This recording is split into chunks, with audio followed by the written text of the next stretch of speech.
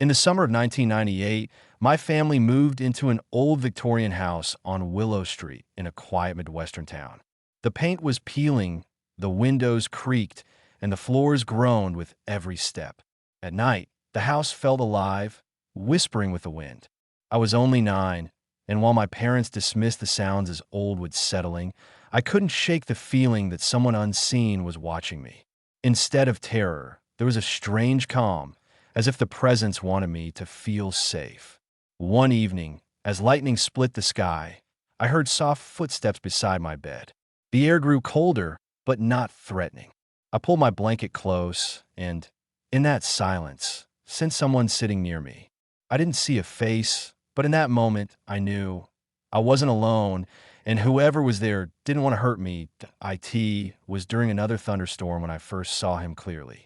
A tall, shadowy figure stood in the hallway outside my bedroom door, outlined by the flash of lightning. My heart raced, yet somehow I couldn't scream. I stared as he slowly moved closer, his steps soundless on the wooden floor. Just as fear threatened to overwhelm me, I felt a gentle pressure on my shoulder, as though someone was patting me softly. My tears dried instantly. Every time nightmares woke me, he returned, never speaking, never showing his full face, but always there with that comforting touch.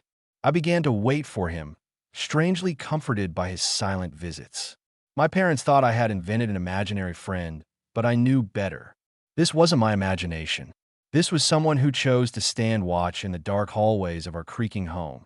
And the strange truth was, I felt safer when he was near. One Saturday afternoon, curiosity pulled me toward the attic. The air was heavy with dust, and the faint smell of old would fill my lungs as I climbed the narrow ladder. In the far corner sat a trunk covered in cobwebs, its brass latch barely holding together. With trembling hands, I opened it and uncovered faded photographs, letters, and military badges. The man in the photographs wore a soldier's uniform, his eyes serious but kind. My breath caught in my chest. It was him, the same shadow I had seen in the hallway, the same silent guardian who touched my shoulder at night. His name was etched on a medal, Samuel Brooks. He had lived in this house decades ago and never returned from the war. The realization sent chills down my spine. He wasn't just a shadow. He was a soldier bound to my home, and for reasons I couldn't yet understand, bound to me. As the weeks passed, accidents began to happen around the house. A chandelier chain snapped one evening during dinner, crashing down toward where I sat. But in that split second, I felt myself yanked backward, away from the falling glass. Another time, the rotten wood of the staircase gave way under my foot, but I was pushed upward as if invisible hands caught me. My parents thought it was luck, but deep down I knew the truth. Samuel wasn't just watching. He was protecting me. I felt his presence strongest in moments of danger, like a shield between me and the world. At night, when fear of the unknown should have consumed me, I only felt safety. He was my unseen protector, ensuring no harm touched me within the walls of that old house. It was terrifying and comforting all at once, knowing my guardian was not of this world. One evening, my grandmother visited and noticed the photos I had taken from the attic. Her face paled instantly, and she whispered his name, Samuel Brooks. She told me stories of how he had been close to our family before he went off to war. He had promised to look after her bloodline if he never returned, a vow sealed in youthful loyalty and affection. I realized then why his spirit lingered, why I felt no malice from him. He wasn't bound by accident. He had chosen to stay. That night, I heard whispers, faint but clear, speaking words I couldn't fully understand, yet they wrapped me in peace. It was as if Samuel wanted me to know that his purpose wasn't finished. My heart ached for him, a man trapped between worlds, carrying a promise made decades before I was even born. He was more than a ghost. He was family. Not long after, a local historian came to speak at my school about the town's past.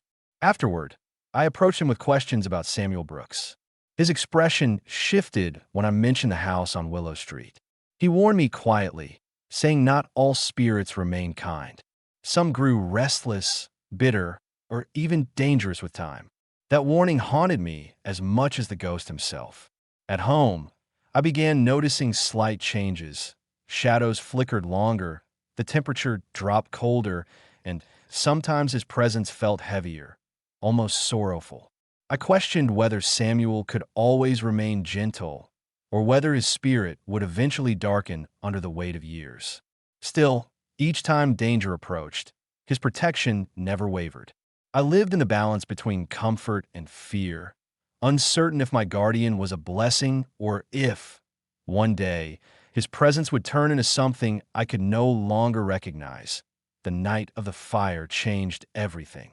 It started suddenly, a spark in the old wiring spreading flames faster than anyone could react. I was trapped upstairs, choking on smoke, the heat pressing against my skin. My screams were drowned by the roar of fire consuming the walls.